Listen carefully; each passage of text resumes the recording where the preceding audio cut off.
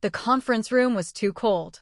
I pulled my cardigan tighter and watched my husband, Michael, present the quarterly logistics report to the board.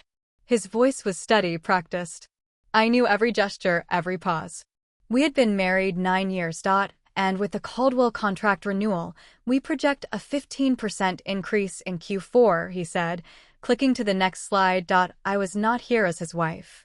I was here as the senior account manager who had brought in Caldwell Logistics 3 years ago. The board nodded approvingly. I caught my colleague, Anita, staring at her phone under the table. She had not looked at Michael's presentation once. After the meeting, I stopped Michael in the hallway. You forgot to mention the retention bonus structure we promised Caldwell's operations team. He checked his watch. Did I? Must have slipped my mind. Don't worry, I will send a follow-up email. He walked away before I could respond. His assistant, a young man named Derek, gave me a tight smile and hurried after him. I watched them disappear into the executive elevator. 3 years ago, Michael was just a regional manager. I helped him get this promotion. Now he was the vice president, and I reported to Anita, who reported to him. At my desk, I found an email from Human Resources. Subject: Performance Improvement Plan. My hands shook as I opened it. It cited declining client satisfaction and failure to meet cross-departmental collaboration metrics. The Caldwell contract was not mentioned. The contract I had single-handedly secured. I called Anita's extension. She did not pick up.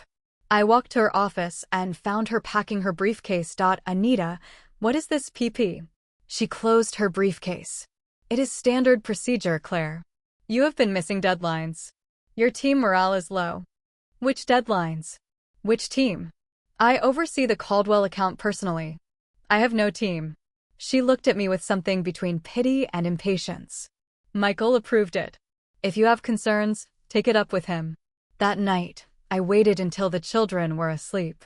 Our son, Leo, was 7. Our daughter, Emma, had just turned 5. Michael was in his home office, scrolling through emails on his tablet. Michael, why did you approve a PAP against me? He did not look up. Claire, it is just a formality.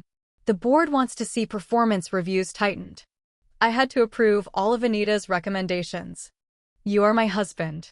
You could have warned me. Now he looked up. And create a conflict of interest? You know how that looks. I am trying to protect both of us. I wanted to say something about the Caldwell contract, about how I built that relationship from nothing. But he had already turned back to his screen. In the kitchen, I poured myself a glass of water and noticed a receipt on the counter. It was for a restaurant downtown, date stamped for last Tuesday. The same night Michael said he was working late. The receipt had 2 entrees and a bottle of wine. I slid it into my pocket. The next morning, I arrived at the office before anyone else. I pulled the Caldwell contract file from my locked drawer. Every email, every meeting note, every concession we had made to win their business. 3 years of documentation. I found the retention bonus agreement, signed by Michael himself. He had mentioned it in the meeting, but did not put it on the slide. I photocopied the entire file and took the copies home. I did not know what I was looking for. I only knew that something was wrong. My mother called during my lunch break. She was 72 and lived 2 hours away. She never called during work hours. Claire, your father fell this morning. He is in the hospital. My father was 76. He had been unsteady on his feet for months. My mother refused to hire help because she said it was too expensive and she did not trust strangers. I will come this weekend, I said. Your brother is already here, she said. There was a weight in her voice. My brother, Mark, lived 3 states away. He had not visited in 2 years. Let me talk to him. Mark got on the phone. Claire, we need to discuss Dad's care. Mom cannot keep doing this alone. You live closer. I have 2 children and a full-time job, Mark. You work from home. Work from home, he repeated. So you can't take an afternoon to help your own father? I gripped the phone tighter. I will be there Saturday. We can talk then. He hung up before I could say goodbye. That evening, I asked Michael to take the children to his mother's house for the weekend so I could go to my parents alone. He was in the middle of a conference call. He held his hand over the speaker. Can it wait, Claire? I am in the middle of something. It's my father. He fell. His expression softened for a moment. I will take the kids. Just text me the details. After he went back to his call, I realized he did not ask if my father was okay. He did not offer to come with me. In the garage, I found his car door unlocked. On the passenger seat was a familiar scent of perfume that was not mine. I stood there for a long moment. Then I closed the door without touching anything. At 2 a.m., I could not sleep. I went to his home office and opened his laptop. His password was still our anniversary. I checked his sent emails. 2 weeks ago, he had sent a note to the board recommending Anita for a new director position. He had attached a spreadsheet comparing her performance to other senior account managers. My name was on that list. My numbers were lower because I had given credit to my assistants for their work. He did not include that detail. I also found a reservation confirmation for next Friday. A hotel downtown, one night.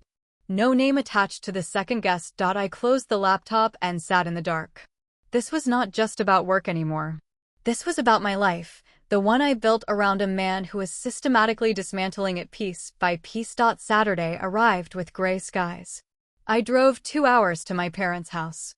The hospital room smelled of antiseptic and stale flowers. My father looked smaller in the bed. His leg was in a cast. Hip fracture. He needed surgery, but the doctors wanted to stabilize his heart first. My mother was in the corner, knitting.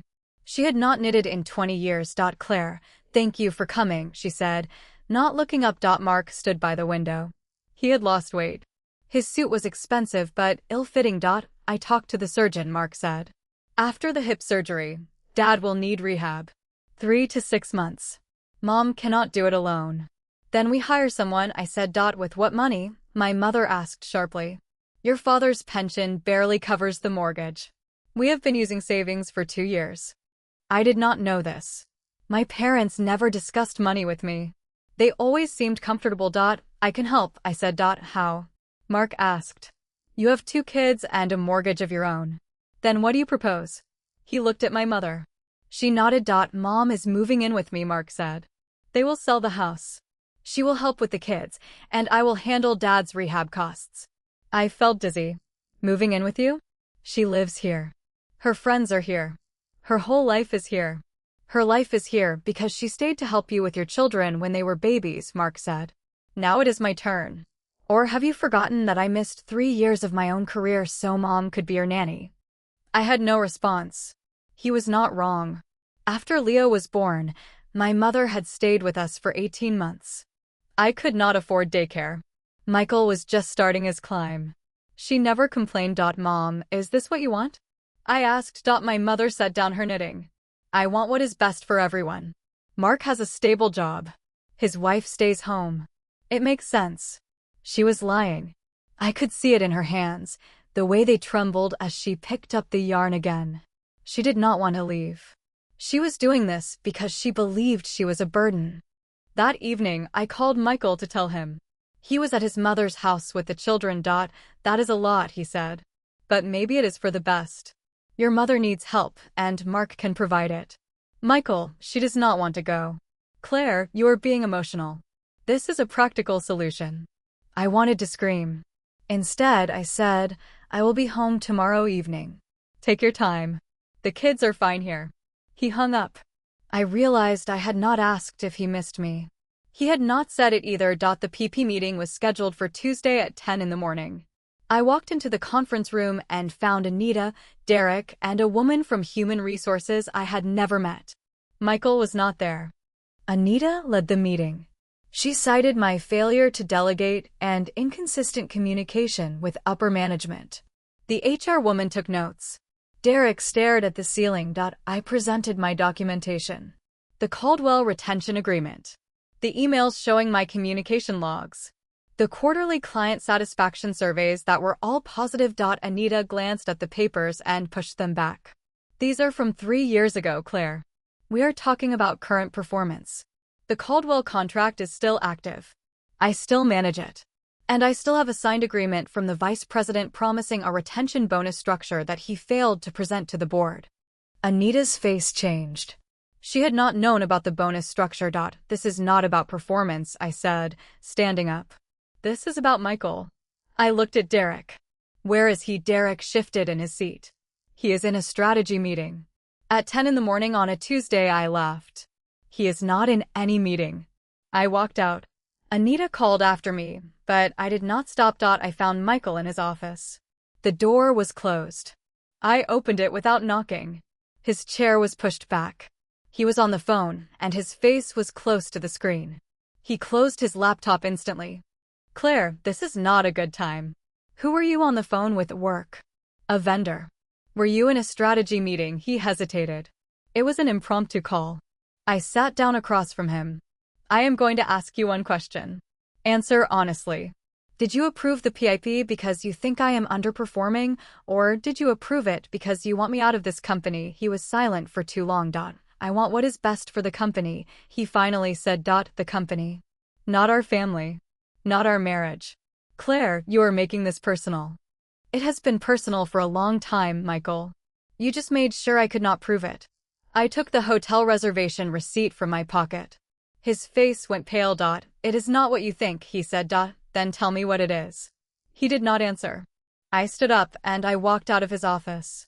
In the hallway, I passed Anita. She opened her mouth to speak, but I held up my hand. I will see you in litigation, I said. 3 days later, I retained a lawyer. Her name was Patricia.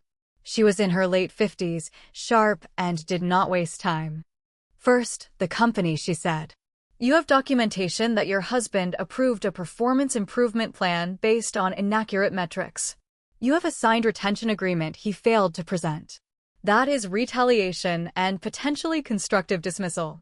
Second, the marriage, she continued. If you divorce, his income and assets are marital property. But his workplace behavior may be considered dissipation of marital assets if he is using company resources for an affair. I stopped her. I do not know if he is having an affair. I have no proof. Patricia closed her folder. Then do not make that claim until you do. Focus on what you can prove, the workplace retaliation. I agreed. But that night, I checked Michael's laptop again. The hotel reservation was still there. I found a second email. This one was a confirmation for a car rental at the airport. It was in Derek's name. The reservation was for next Thursday. I called Derek. He did not answer. I left a message. I need to talk to you about the Caldwell contract. It does not involve Michael. He called back within an hour. He agreed to meet me at a coffee shop away from the office. Derek was nervous. He drank his coffee too fast and burned his tongue. I know you have been covering for Michael, I said. I do not care about whatever is happening between them. I need to know if it is affecting the company. Derek put down his cup. You think I am covering for an affair, I think you are covering for something. He looked at me for a long moment. Then he told me Michael had been funneling company leads to a separate consulting firm he had started with a former colleague. The consulting firm charged fees to companies that Michael would otherwise refer to Caldwell Logistics. The hotel reservation was for a meeting with a potential client. Derek had been falsifying travel logs to hide Michael's absence. But why? I asked. Because he was going to leave the company anyway, Derek said. He has been planning it for a year. He just needed to pad his reserves before he resigned. The PAP against you was to make it look like you were the problem, not him. He wanted to leave with a clean reputation and a full bank account. I sat back in my chair. My husband had been dismantling his own company to fund his departure, and he had made me the scapegoat. You need to go to the board, Derek said. I will testify. He made me falsify records. I do not want to go down for him. I went home that night and packed a bag for myself and the children. Michael was at the office. I left a note on the counter. We are staying at my mother's house until you decide to tell me the truth. Do not call. I will call you when I am ready. The board meeting was held in a private room at a hotel downtown. Michael did not know I was there. Anita sat across from me. She knew everything now. She had helped me prepare. I presented the evidence, the consulting firm's financial records from public filings, Derek's testimony, the falsified travel logs. The board's legal counsel took notes. The independent director, a woman named Helen, asked the most questions. Why did you not come forward sooner? She asked. Because I was protecting my marriage, I said. But I am done protecting someone who has been destroying my career and my family. Helen nodded. We will take this to the full board. Michael will be placed on administrative leave until the investigation is complete. Anita walked me out. I am sorry, Claire. I did not know about the consulting firm. I thought the PP was harsh, but I trusted him. I trusted him too, I said. That was my mistake. That afternoon, I went to my mother's house. She had not left yet. The move to Mark's was scheduled for next week. My father was home from the hospital, but he was weak. He needed help walking. My mother was packing boxes. She stopped when she saw me. Claire, what are you doing here? I need to talk to you. About Dad. She sat down. I told her everything, Michael's betrayal, the PAP, the consulting firm. I did not tell her about the affair because I did not know for certain. But I told her I was leaving him. She was silent for a long moment. Then she said, when I was your age, your father lost his job. He did not tell me for 6 months.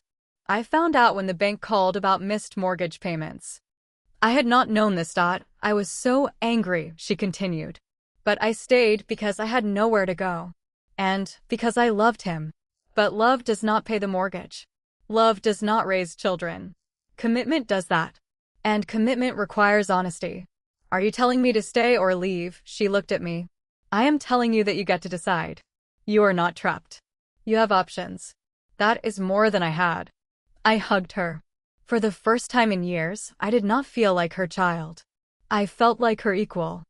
I stayed at my mother's house for 3 nights.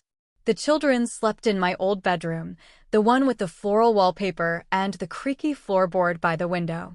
Leo asked twice a day when we were going home. Emma did not ask at all.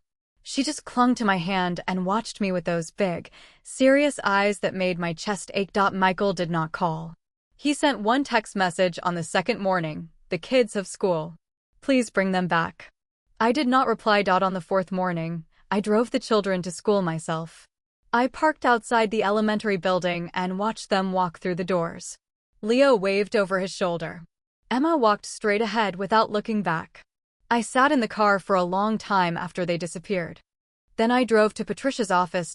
She was on the phone when I arrived. She waved me into a chair and finished her call with a series of terse, professional sounds. She hung up and folded her hands on her desk. Your husband's lawyer contacted me yesterday, she said. They are proposing a separation agreement. He wants joint custody and a division of assets based on the standard formula. He does not want to go to court. Of course he doesn't, I said. He wants to keep everything quiet so the board doesn't find out about the consulting firm. Patricia nodded. That is exactly what he wants. But we have leverage now. The board investigation is ongoing. If we go public with the evidence of his financial misconduct, his reputation is finished. He knows that. Then what do we do? She slid a document across the desk. This is a counterproposal. You get the house, full custody with visitation rights for him, and a lump sum alimony payment. In exchange, you agree to keep the evidence of the consulting firm confidential and not to cooperate with the board's investigation beyond what you have already provided. I read the document. It was everything I had asked for. The house. The children. Enough money to start over without needing to find a new job immediately. It was a clean, cold piece of paper that told me my marriage was worth exactly this much. He will sign this, Patricia said. I am certain of it. Then why does it feel like I am losing? Patricia leaned back in her chair. Because you are losing something. You are losing the idea of who you thought he was. That is the hardest part. The house and the money are just details. The real loss is the trust. And that cannot be put on a document. I signed the counterproposal. Patricia sent it to Michael's lawyer that afternoon. That evening, I went back to my mother's house. The boxes were still everywhere. My mother was in the kitchen, cooking dinner. My father was in the living room, dozing in his recliner. His cast was propped on a stack of pillows. He looked smaller than I remembered. I sat down at the kitchen table and watched my mother move from the stove to the counter and back again. She was making chicken soup, the same recipe she had used my entire life. The smell filled the house and made me feel like a child again. He's going to sign the divorce papers, I said. My mother did not turn around. Are you sure? Yes. His lawyer is drafting the final version. She stirred the soup slowly. Your grandmother always said that a marriage is like a house. You can fix a leaky roof. You can patch a cracked wall. But if the foundation is gone, you are just putting a bandage on a broken building. Was our foundation gone? My mother turned off the stove and sat down across from me. She took my hands in hers. Hers were rough and warm and covered in the small brown spots of age. Claire, I do not know what was in your marriage. I only know what I saw. I saw a man who stopped looking at you when you spoke. I saw a woman who carried everything alone. That is not a foundation. That is a habit. I started to cry. I had not cried since the PP meeting. I had not let myself. Now the tears came in hot, messy waves that I could not stop. My mother held my hands and waited. She did not tell me it would be okay. She did not tell me I was strong. She just sat there and let me cry. After a while, I pulled myself together. I wiped my face with the back of my hand. Mark called, my mother said. He wants to delay the move. He said he can work remotely for a few months and help with Dad's rehab. That is generous of him. He is your brother. He is not a bad man. He is just a man who made a decision based on what he thought was best. That is what we all do, is not it? I nodded. I used to think Michael made decisions based on what was best for us. Now I see he was making decisions based on what was best for himself. Then you have learned something important, my mother said. That is not a loss. That is a gain. My father woke up and called out from the living room. Is dinner ready? I am starving. My mother stood up and went back to the stove. She ladled the soup into 3 bowls and carried them to the table. I helped her bring one to my father. He took it with trembling hands and smiled at me.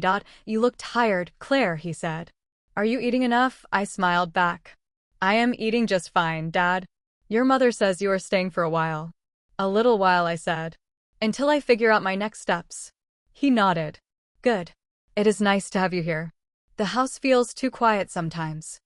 I sat down with my bowl of soup and ate. It was warm and salty and tasted like every meal I had ever eaten at this table. It tasted like home. That night, I called Patricia. She confirmed that Michael's lawyer had accepted the counterproposal. The final documents would be ready for signing by the end of the week. One more thing, Patricia said. The board investigation has concluded. They have enough evidence to terminate Michael for cause. They are offering him the option to resign quietly and keep his severance. But they want to know if you plan to pursue any further claims against him. No, I said. I just want to be done. Are you sure you have a strong case for emotional distress and retaliation? I am sure. The only thing I want is to move forward. Patricia paused. All right. I will tell them you are not pursuing further action. The next day, I went to the house to collect the rest of my things. Michael was not there. He had left a note on the kitchen counter. I am at the hotel downtown. Please take whatever you need. The house felt empty. Not just because he was gone. The walls seemed thinner. The furniture looked cheaper. I walked from room to room, picking up small things, a photo album, a set of kitchen knives, the children's artwork from the refrigerator. In the bedroom, I opened the closet and found his side still full of clothes. Suits and shirts and ties, all neatly hung. I closed the door and did not take anything. I packed the car and drove away.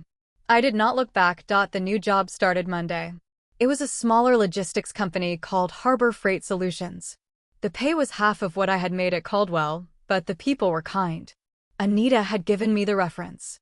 She was leaving Caldwell too, starting her own consulting firm. She asked me to join her, but I said no. I need to build something on my own, I said. Just for a while. She understood. If you change your mind, the offer stands. I did not change my mind. On the first day at Harbor Freight, I was given a small desk near the window. The office was open and bright. My new boss, a woman named Rosa, was in her early 40s. She had 3 children and a husband who worked nights. She understood about school pickups and sick days and the constant juggling act of working motherhood. Take it slow, Rosa said. You are rebuilding. That takes time. I unpacked my box of office supplies. A calendar. A coffee mug. A framed photo of Leo and Emma from 2 years ago. I placed the photo on the corner of the desk, facing me. That evening, I picked up the children from school and drove them to my mother's house. My father was walking with a cane now. He moved slowly but steadily. He took 1 step, then another. Look at Grandpa, I said to the children. He is getting stronger every day. Emma ran to him and held his hand. Leo stood back and watched with a careful expression. Is Daddy coming to see us? Leo asked. I knelt down in front of him. Daddy is going to visit you every weekend. You will still see him a lot. But he is not going to live with us anymore. Leo was quiet for a moment. Then he nodded. Okay. I wanted to explain more. I wanted to tell him that it was not his fault, that nothing he did had caused this, that he was still loved and safe and whole. But he had already turned away and was running toward the backyard where his grandmother was setting up the sprinkler. I watched him go and felt something loosen in my chest. The final divorce papers came on Friday. I signed them in Patricia's office without reading every word. I had read them enough times already. I knew what they said. I drove to Michael's lawyer's office and handed them over. I did not see Michael. I did not want to. That night, my mother made a small celebration dinner. She roasted a chicken and made mashed potatoes and steamed green beans. My father carved the chicken with his good hand. Mark joined us by video call from his house 3 states away. To new beginnings, my mother said, raising her water glass. We all raised our glasses. Even Emma, who did not understand what new beginnings meant, but who loved the way the water sparkled in the light. I looked around the table. My father, smiling. My mother, watching him with her quiet, patient love. My children, bickering over the drumstick. Mark's face on the screen, tired but present. This was not what I had planned. This was not what I had dreamed. But it was real. It was mine. And for the first time in a very long time, I felt like it was enough. The new routine took shape slowly, like water finding its way through cracks in dry earth. I woke at 6, made breakfast for the children, packed their lunches, and drove them to school. Then I drove to Harbor Freight and sat at my small desk near the window. I answered emails, made phone calls, and learned the names of my new colleagues. At 5, I picked up the children and drove back to my mother's house, where dinner was waiting and my father was practicing his slow, careful steps across the living room. It was ordinary.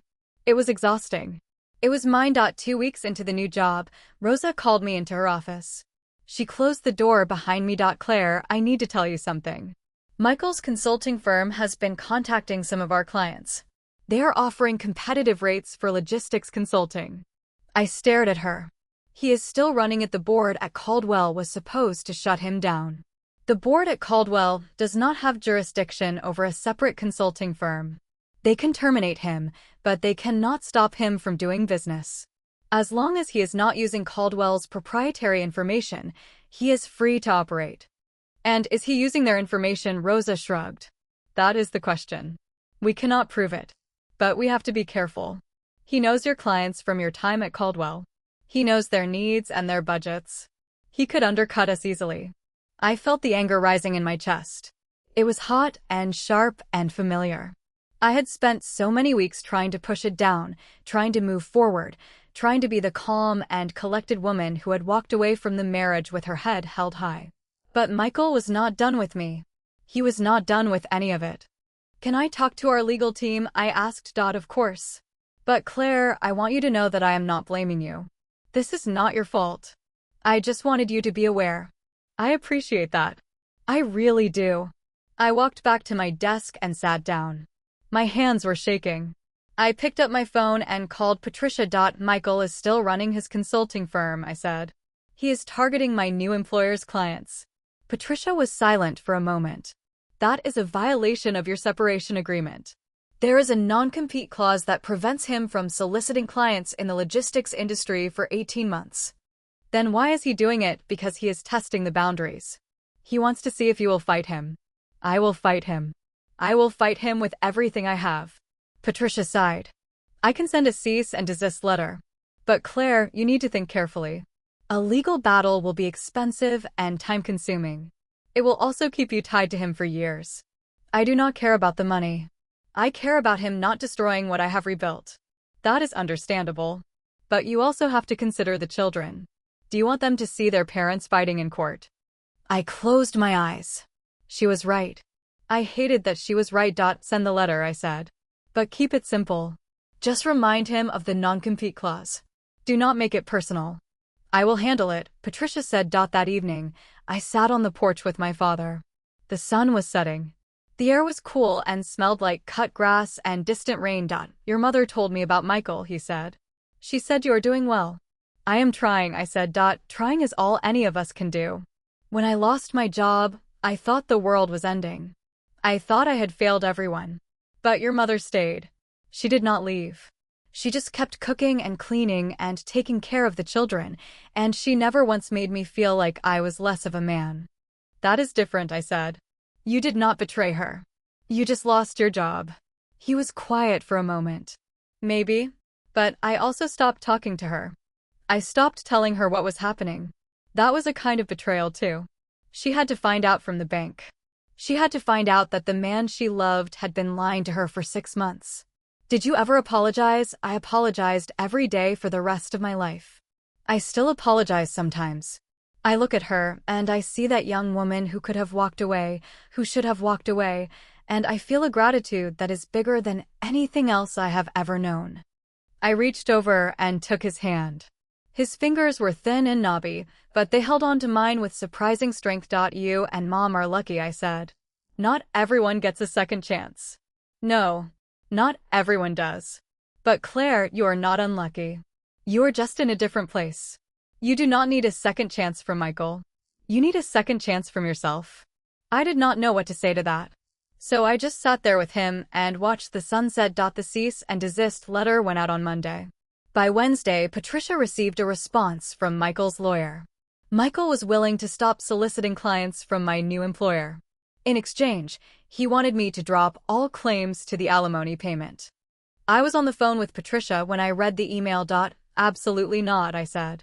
The alimony is non-negotiable. Then we go to court, Patricia said. And you have to be prepared for that. It will be messy. He will bring up your performance review.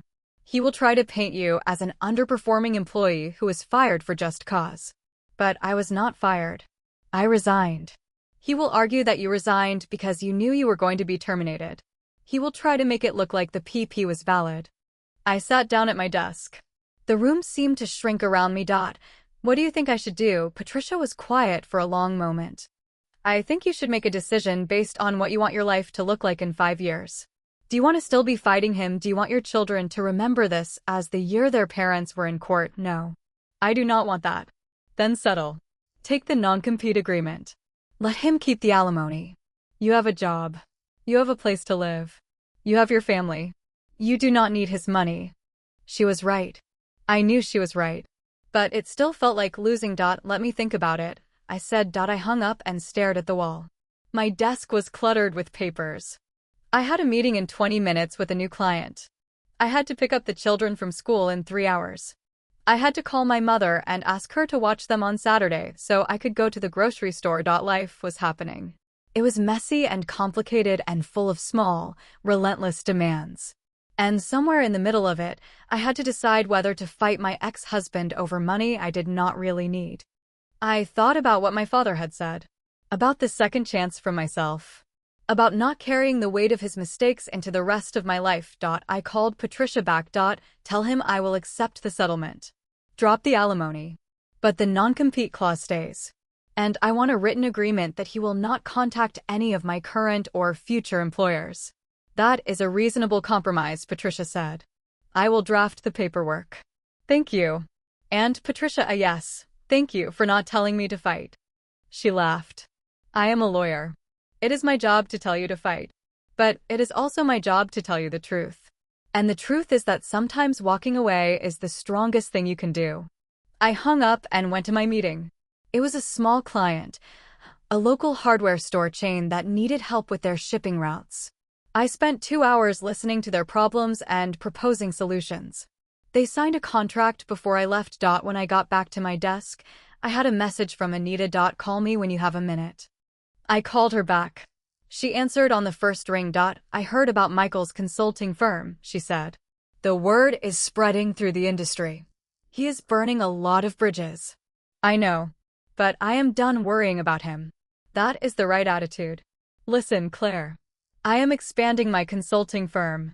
I am looking for a partner to run the operations side. I thought of you immediately. I leaned back in my chair. Anita, I just started a new job. I cannot leave after 3 weeks. I know. I am not asking you to leave tomorrow. I am asking you to think about it. Take 6 months. Get your footing. Then come work with me. I need someone I can trust, and I trust you. I will think about it, I said. Take your time. The offer is open. I hung up and looked at the framed photo on my desk. Leo and Emma were smiling at the camera. They were so small then. They looked so happy. I wondered if they would ever look that happy again. I wondered if I would ever feel that happy again. But that night, when I picked them up from school, Leo ran to me and threw his arms around my waist. Emma held my hand and told me about her art project. They were not perfect. They were not always easy. But they were here, and they were mine. I drove them to my mother's house. My father was in the kitchen, helping my mother chop vegetables. He was using a stool to balance himself. His cast was gone now, replaced by a walking boot. He moved slowly, but he moved. Grandpa is cooking, Emma announced. He is making a mess. I am making dinner, my father said. And I am not making a mess. Your grandmother is making the mess. I am just supervising.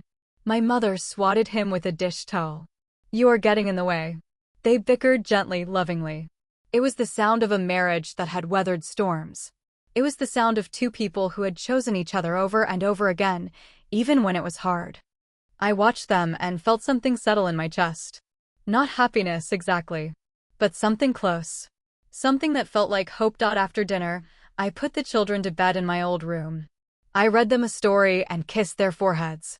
Leo was already half asleep. Emma was still talking, her voice a soft murmur against the pillow.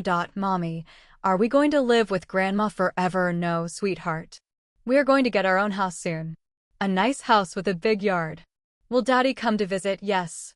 Daddy will come to visit every weekend. Okay, she said. I want a dog. A big fluffy dog. I laughed. We will talk about the dog later. Promise, I promise. She closed her eyes and drifted off. I sat there for a long time, watching her breathe. Her small hand was curled around the edge of the blanket. Her lips were parted. She looked so peaceful. I walked out of the room and found my mother in the hallway. She is asleep, my mother asked. Yes. She is already dreaming about a dog. My mother smiled. She has always wanted a dog. Ever since she could talk. I know. Maybe one day. My mother put her hand on my shoulder. Claire, I am proud of you. Mom, you do not have to say that. I do have to say it. Because it is true. You have been through so much, and you are still standing. You are still taking care of your children. You are still working. You are still trying. That is more than most people can do. I hugged her. She was warm and solid and smelled like flower and lavender. Thank you, I said. Come on, she said. Your father is making tea. He wants to play cards. He says he is going to beat us both. I would like to see him try. We walked to the living room together. My father was already at the table, shuffling the deck with his slow, careful hands. He looked up and smiled. Ready to lose? He asked. Not tonight, I said. Tonight I am going to win. 3 months passed. They passed in a blur of school drop-offs and work deadlines and physical therapy appointments for my father. The walking boot came off, and he traded it for a sturdy cane that he tapped against the floor like a metronome. My mother stopped knitting and started gardening again, planting marigolds along the front walkway. The boxes in the living room slowly disappeared as she unpacked them, one by one, deciding what to keep and what to give away. I found a small house to rent on the other side of town. It had 3 bedrooms and a fenced yard and a kitchen with yellow cabinets that made me smile every morning. The children picked out their rooms. Leo chose the one with the blue walls. Emma chose the one with the window seat. I took the smallest room, the one at the end of the hall, and I painted it white. Moving day was chaotic. My mother directed traffic from the porch. My father supervised from his folding chair. Mark sent a moving truck from his city as a gift, and I cried when I saw it pull into the driveway. You did not have to do this, I said on the phone. You are my sister, Mark said. I do not have to do anything. I want to. The new house felt strange at first. The floors creaked in places I did not expect. The water heater made a low rumble every time we took a shower. But slowly, it started to feel like home. The children's artwork went up on the refrigerator. My books went on the shelves. A potted plant from my mother sat on the kitchen windowsill. Michael came to visit the children every Saturday. He picked them up at 9 in the morning and brought them back at 6 in the evening. I stayed inside during the exchanges. I watched through the window as he hugged them and loaded them into his car. He looked thinner. His hair was grayer. He did not look at the house. He did not look at me. One Saturday, he dropped the children off early. It was only 4 in the afternoon. I opened the door and found him standing on the porch with Leo and Emma. His hands were in his pockets. He looked uncomfortable. At the museum closed early, he said. I thought I would bring them back. All right, I said. Thank you. The children ran inside. Michael did not move. He stood there, shifting his weight from one foot to the other. Claire, can we talk just for a minute? I did not want to. Every cell in my body screamed to close the door and walk away. But I looked at him, really looked at him, and I saw a man who had lost everything. His job, his reputation, his family. He had done it to himself, but he had still lost it. 5 minutes, I said. We sat on the porch steps. The afternoon was warm. The neighbor's dog barked in the distance. Michael stared at his hands. I got a job, he said. At a small logistics firm in the next state. It is not what I used to do. It is a step down. But it is honest work. Good, I said. I am glad. I wanted to tell you that I am sorry. I know I said it before. But I need you to understand that I know what I did. I know I destroyed us. I know I made you the target when I should have been protecting you. I did not respond. I just sat there and listened. I am not asking for forgiveness, he continued. I am not asking for anything. I just wanted you to know that I see it now. I see what I did to you and to the children. And I am going to spend the rest of my life trying to be better. I looked at him.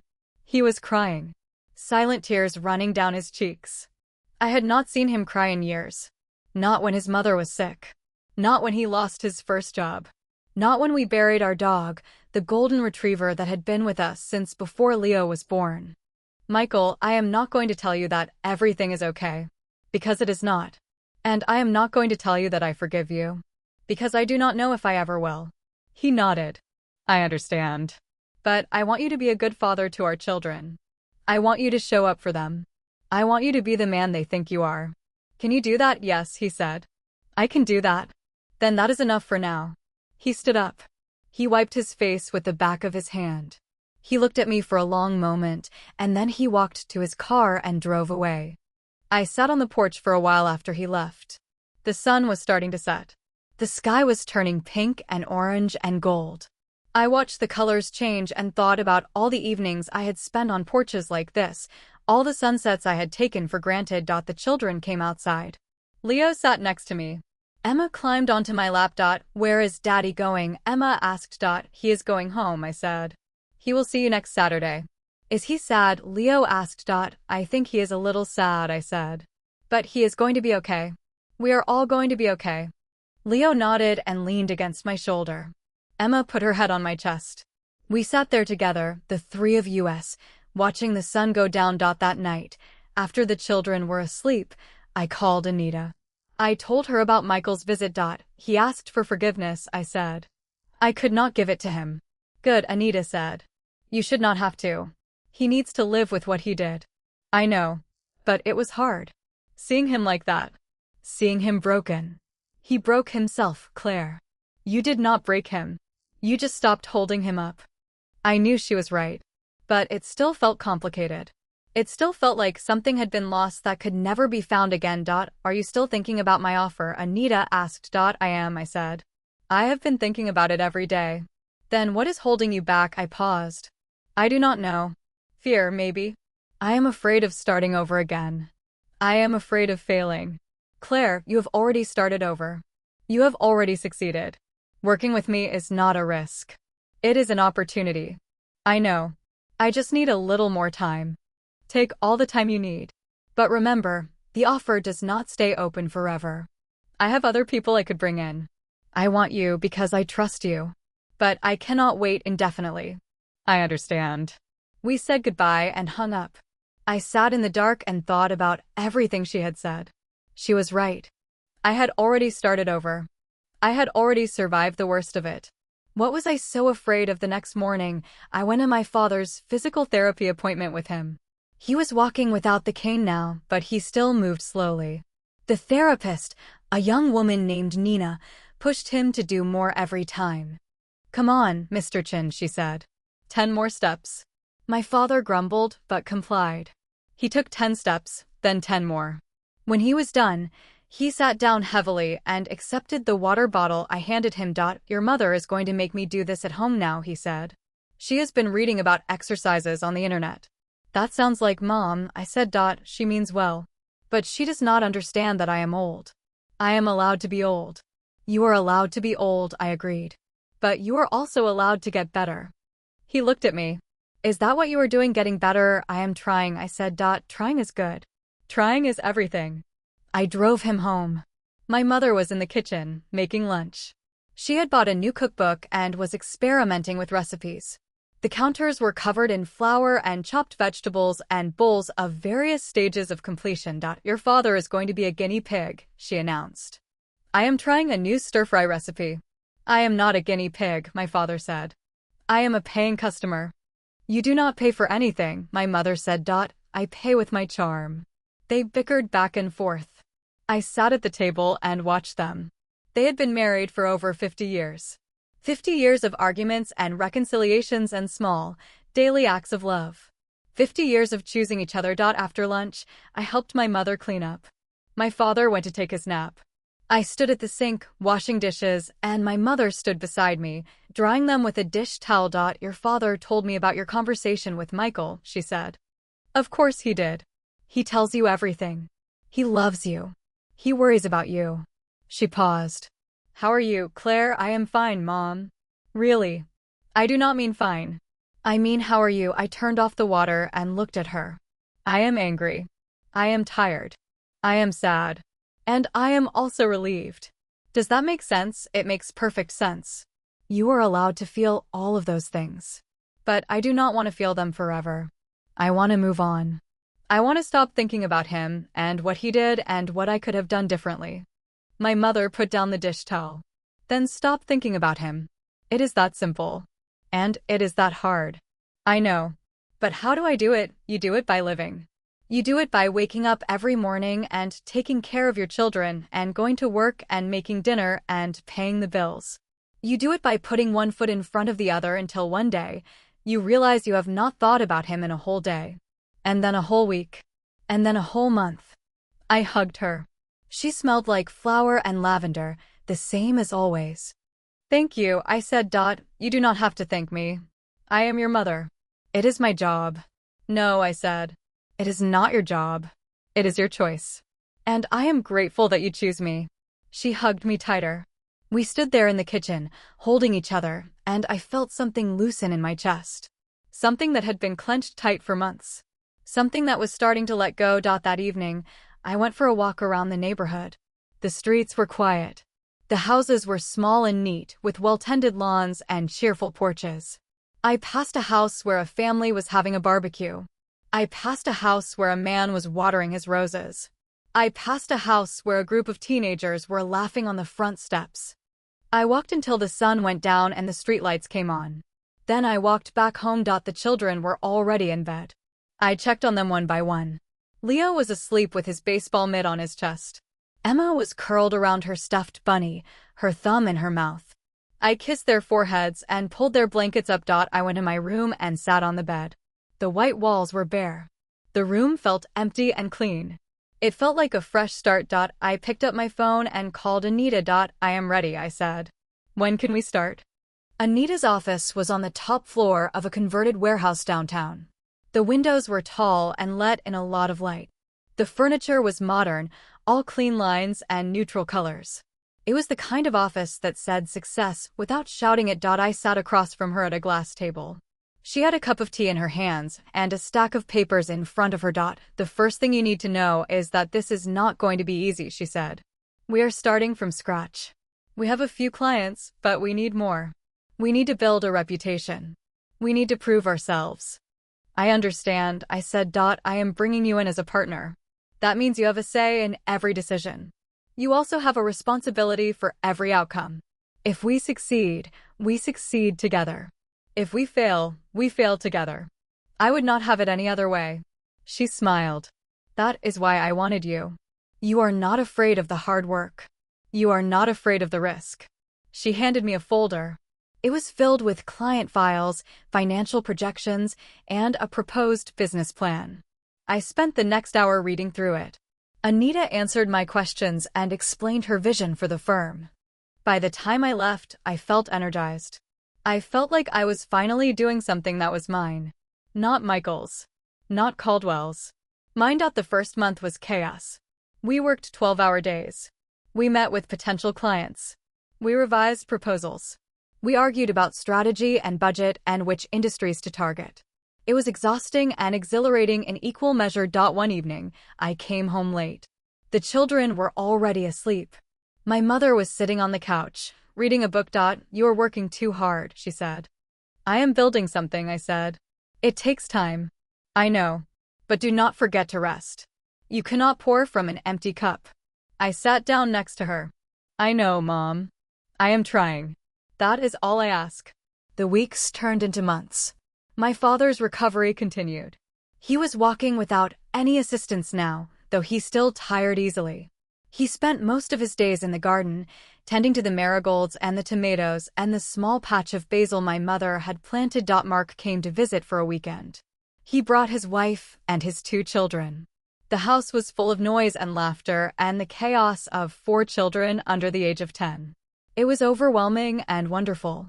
One evening, after the children were in bed, Mark and I sat on the porch. The night was cool. The stars were out. I have been thinking about everything that happened, Mark said. With Mom and Dad. With you and Michael. I was hard on you, Claire. I was unfair. You were trying to protect Mom, I said. I was. But I also blamed you for things that were not your fault. I was angry that I could not be here. I was angry that I had to leave my life behind to help. And I took it out on you. I understand. I would have done the same thing. Maybe. But I still owe you an apology. I am sorry. I reached over and squeezed his hand. You are a good brother, Mark. You always have been. He smiled. So are we okay? We are okay. We sat in comfortable silence for a while. The crickets were loud. The neighbor's dog barked once and then fell quiet. Do you think Mom and Dad are happy? Mark asked. I think they have been happy for a long time, I said. They just did not tell us about the hard parts. Maybe that is what marriage is, Mark said. The hard parts that you do not tell anyone about. I thought about Michael. About all the hard parts one had kept to myself. The late nights. The excuses. The feeling of being alone in a crowded room. I had not told anyone about those things. Not even my mother. I do not want that anymore, I said. I do not want to keep the hard parts secret. I want to share them. I want someone who will carry them with me. That is a good thing to want, Mark said. Do you think I will ever find it? He was quiet for a moment. I think you already have. You have Mom and Dad. You have me. You have your children. That is not the same as a partner, but it is not nothing. It is a lot. I leaned against him. You are right. It is a lot. The next morning, I woke up early and made breakfast for everyone. Pancakes and bacon and scrambled eggs. The kitchen was full of noise and steam and the smell of maple syrup. My father came in with a basket of tomatoes from the garden. My mother was already at the stove, flipping pancakes with practiced ease. Mark's wife, Jenny, helped set the table. The children ran around the living room, chasing each other and laughing. It was chaotic and loud and perfect. After breakfast, we took a family walk around the neighborhood. My father walked slowly, but he walked. My mother held his hand. Mark and Jenny walked ahead with their children. I walked behind them with Leo and Emma. Mommy, Leo said, can we get a dog now? Not yet, I said. But maybe soon. When is soon? When we are all settled. When everything is stable. That is not an answer, Emma said. She had her arms crossed, and she was trying to look serious, but her eyes were laughing. I laughed too. Okay, how about this? When we have been in the new house for a year, we will talk about it again. That is still not an answer, Leo said. It is the best I can do for now. They grumbled but accepted it. We continued walking. The sun was warm on my face. The air smelled like fresh grass and blooming flowers that I thought about the road I had traveled to get here. The betrayal, the anger, the grief, the slow, painful process of rebuilding. It had not been easy. It was still not easy. But I was here. I was standing. I was moving forward. That afternoon, Mark and his family left. We stood on the porch and waved goodbye as their car disappeared down the street. My mother was crying. My father had his arm around her shoulders. "They will visit again," my father said. "They always do." "I know," my mother said. "But I miss them already." I hugged her. "I am here, Mom. I am not going anywhere."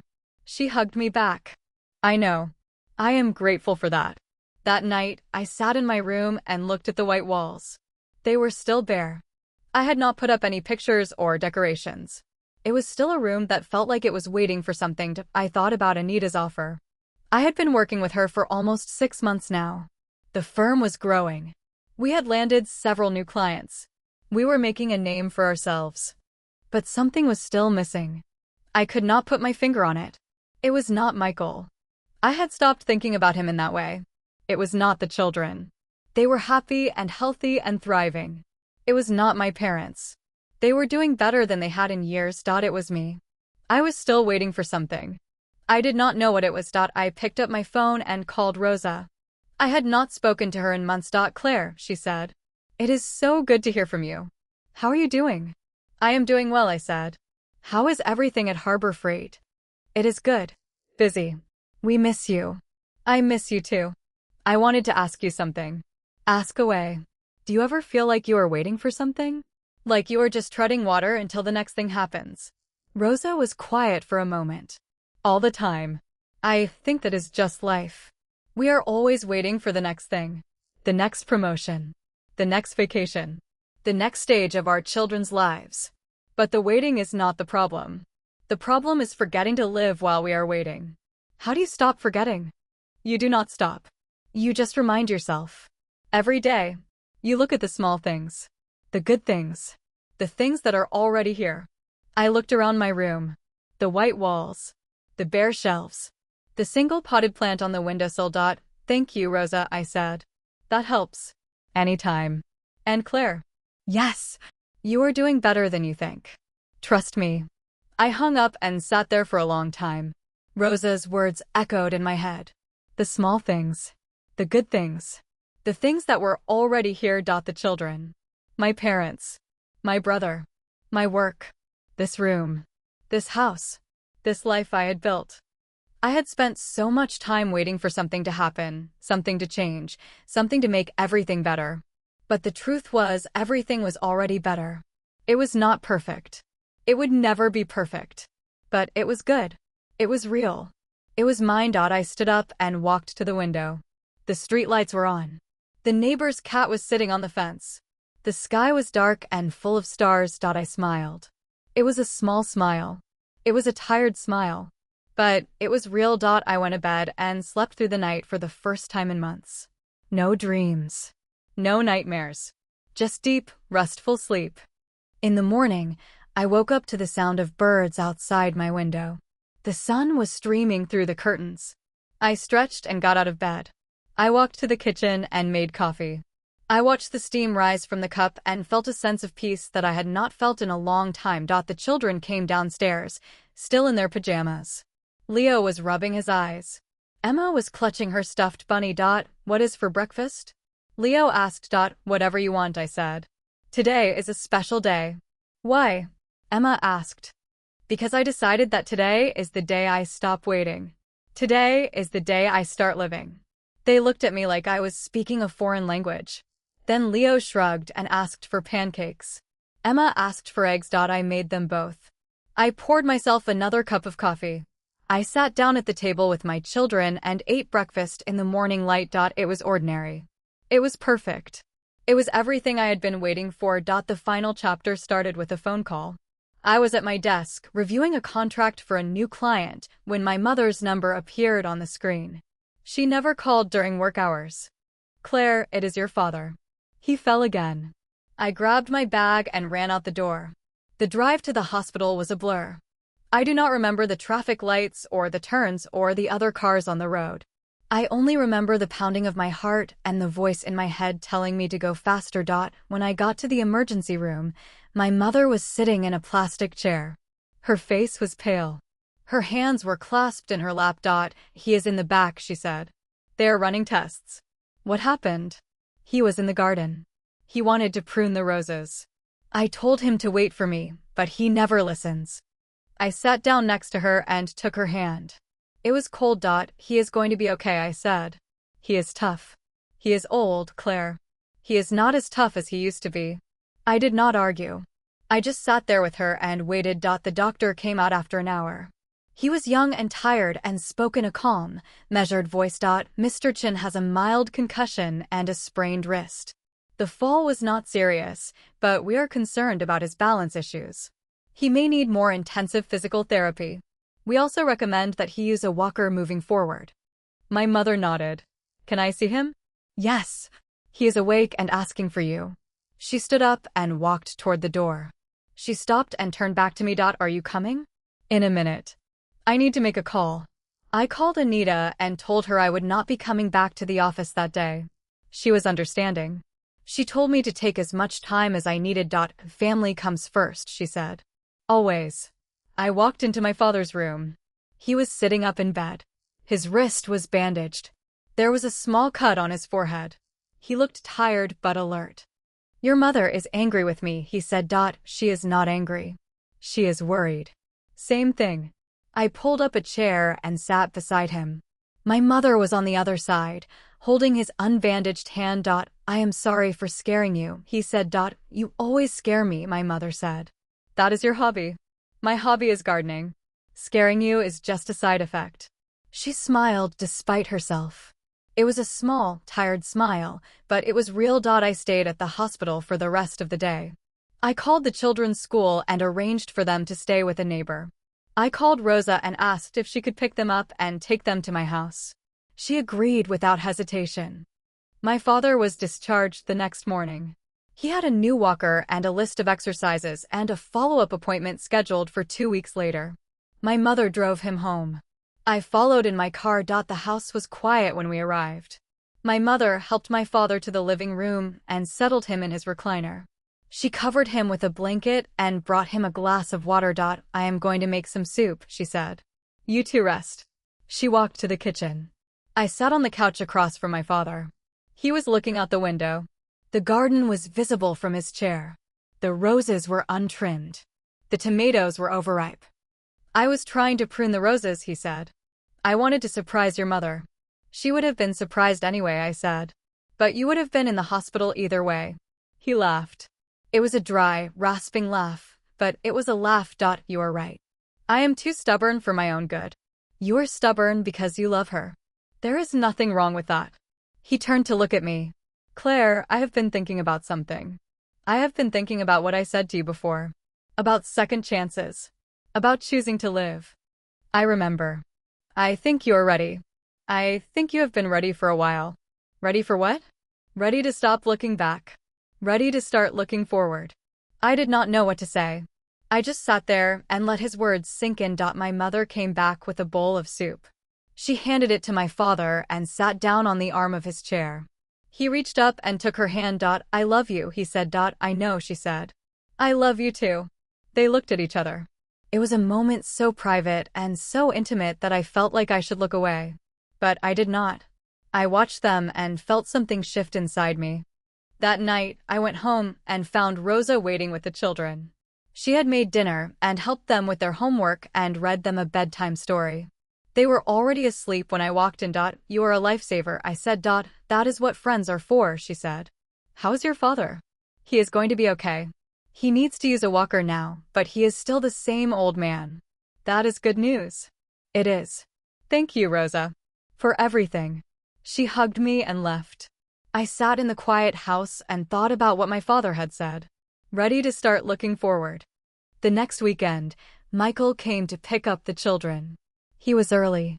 I was in the kitchen, making coffee, when I heard the doorbell ring. I opened the door and found him standing there with a small bag of groceries. I brought some things for the kids, he said. Snacks and stuff. That is thoughtful. Thank you. He looked at me. How's your father? I heard about the fall. He is recovering. He is using a walker now. That is hard. The walker. It is. But he is adapting. He nodded. We stood there in awkward silence. The children came running to the door. Leo grabbed his jacket. Emma took Michael's hand. We are going to the park, Emma announced. Daddy is going to push me on the swings. That sounds fun, I said. Michael looked at me again. Claire, I've been going to therapy. I wanted you to know. That is good, Michael. I am glad. I am trying to be better. Not for you. For myself. For the kids. That is the right reason. He smiled. It was a small, uncertain smile, but it was real. I will bring them back at 6, he said. I will be here. He left with the children. I watched them walk to his car. Leo was talking animatedly about something. Emma was skipping. Michael opened the door for them and waited until they were buckled in before he got in the driver's seat. They drove away. I went back inside and finished my coffee. A week later, I had dinner with my parents. My father was using his walker to get around the house. He was slow but determined. My mother had bought him a new gardening stool, one that was lower to the ground so he could sit while he worked. I am not going to stop gardening, he said. I am just going to do it differently. That is the spirit, I said. After dinner, my mother and I did the dishes. My father sat in the living room with a book. The television was off. The house was quiet. Your father is doing better, my mother said. He has not fallen again. That is good. But I am still worried. I worry about him all the time. That is normal, Mom. You love him. She turned off the water and dried her hands. I do love him. I have loved him for 54 years. But I also get tired. I get tired of being the one who has to be strong. I put my hand on her shoulder. You do not have to be strong all the time. You can let me help. She looked at me. Her eyes were watery. I know, Claire. I know. We hugged in the kitchen, the same way we had hugged so many times before. It felt different now. It felt like we were finally equals. The next morning, I went to Anita's office. I told her I wanted to take on more responsibility. I wanted to lead our largest client account. I wanted to prove that I was ready. Are you sure? She asked. I am sure. Then it is yours. I walked out of her office feeling lighter than I had in years. I was not running away from anything anymore. I was running toward something. The weeks passed. My father continued to improve. My mother started to relax. The children adjusted to their new routine. Michael was consistent and present. He showed up every Saturday. He never missed a visit. I started to notice small things. The way the morning light came through my kitchen window. The way Emma laughed when she was really happy. The way Leo helped his younger sister with her homework without being asked. The way my mother hummed while she cooked. I started to appreciate them. I started to live in them. One evening, I was sitting on the porch of my new house. The sun was setting. The sky was turning pink and orange and gold. The children were inside, watching a movie with my mother. My father was in his recliner, his walker beside him. I thought about the journey I had taken. The betrayal. The anger. The grief. The rebuilding. It had been hard. It had been painful. But it had also been necessary. I had lost a lot of things. My marriage. My trust. My sense of safety. But I had gained so much more. I had gained clarity. I had gained strength. I had gained a new understanding of what really mattered. My phone buzzed. It was Mark. Hey, I said. What is up? Nothing much. Just checking in. How are you? I am good. I am really good. That is good to hear. Mom told me about Dad. He is doing better. He is. He is a tough old man. He is. Claire, I have been thinking about something. What? I have been thinking about moving back. Not right away. But maybe in a year or two. The kids are getting older. My job can be done from anywhere. I want to be closer to Mom and Dad. I felt a warmth spread through my chest. Mark, that would be amazing. Do not get too excited. It is still a long way off. But I am thinking about it. I am excited anyway. We talked for a while longer. When we hung up, I sat back and watched the stars come out. The children came out to the porch. Leo sat next to me. Emma climbed onto my lap. What are you looking at? Leo asked. The stars. Why? Because they are beautiful. He looked up. They're okay. Emma laughed. They are more than okay. They are amazing. I hugged her. You are right. They are amazing. We sat there together, the three of us, watching the stars. It was ordinary. It was real. It was everything. I did not win.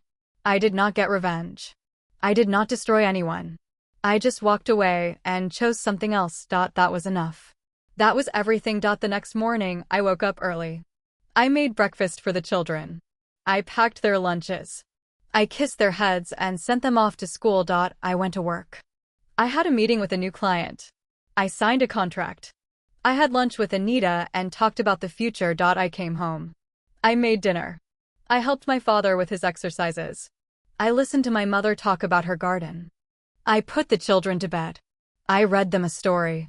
I kissed their foreheads and told them I loved them. I sat on the porch and watched the stars. And I knew, with a certainty that I had never felt before, that I was going to be okay. I was more than okay. I was home. The ending came not with a bang, but with a quiet morning. I woke up before the alarm. The sun was just starting to rise, painting the bedroom walls in soft shades of gold. I lay there for a moment, listening to the house. The children were still asleep. The refrigerator hummed in the kitchen. A bird was singing somewhere outside the window. I got up and made coffee. I stood at the kitchen counter, watching the steam rise, and thought about all the mornings I had wasted worrying about things that did not matter. Michael. The PP. The consulting firm. The endless cycle of anger and hurt and what-ifs. It felt like a lifetime ago. It felt like someone else's story. I walked to the living room and looked out the front window. The street was quiet. The neighbor was already out walking his dog. The mailman was making his rounds. Ordinary life was happening, steady and unhurried. My phone buzzed. A text from Anita. Meeting at 10. New client. You are going to love this one. I smiled and put the phone down. The children came downstairs, still in their pajamas. Emma was carrying her stuffed bunny. Leo was rubbing his eyes. What is for breakfast? Leo asked. Pancakes, I said. With syrup. He nodded and sat down at the table. Emma climbed into her chair and rested her head on her arms. I am still sleepy, she said. You can go back to bed if you want. No. I want pancakes. I made the pancakes. I set them on the table with a bottle of syrup and a bowl of fresh strawberries. The children ate slowly, still half asleep. I sat with them and drank my coffee. My mother called. She told me my father had walked to the mailbox and back without his walker. Just to the mailbox, she said. But it is progress. Tell him I am proud of him. I will. Are you coming for dinner tonight? I would not miss it. We said goodbye and hung up. The children finished their breakfast and went to get dressed. I washed the dishes and put them away. I packed their lunches and set them by the door. I went to work. The meeting with the new client went well. They signed the contract before lunch. Anita took me out to celebrate. This is just the beginning, she said. We are going to build something great. I know, I said. I am ready. I came home that evening. The children were already at my mother's house. I drove over and walked through the door. The smell of roasted chicken filled the air. My father was in his chair, reading the newspaper. My mother was in the kitchen, stirring something on the stove. Claire, set the table, she said. I set the table. The four of us sat down to eat. My father said grace. We passed the dishes around. We talked about ordinary things. School. Work. The garden. The weather. After dinner, I helped my mother with the dishes. My father went to the living room to watch the news. The children played in the backyard. I stood at the sink, washing plates, and my mother stood beside me, drying them. Are you happy, Claire? She asked. I thought about the question. It was not a simple question. It never had been. Yes, I said. I am happy. She smiled. Good. That is all I ever wanted for you. I hugged her. She smelled like flower and lavender. She always had. She always would. I drove home that night with the children asleep in the back seat. The streets were quiet. The stars were out. I pulled into the driveway and turned off the engine. I sat there for a moment, looking at the house. It was small. It was rented. It was mine. I carried the children inside and tucked them into bed. I kissed their foreheads and whispered goodnight. I walked to my room and sat on the bed. The white walls were still bare, but they did not feel empty anymore. They felt full of possibility. I turned off the light and lay down. I closed my eyes and listened to the quiet of the house. This was my life. This was my choice. This was my home. And it was enough. It was everything.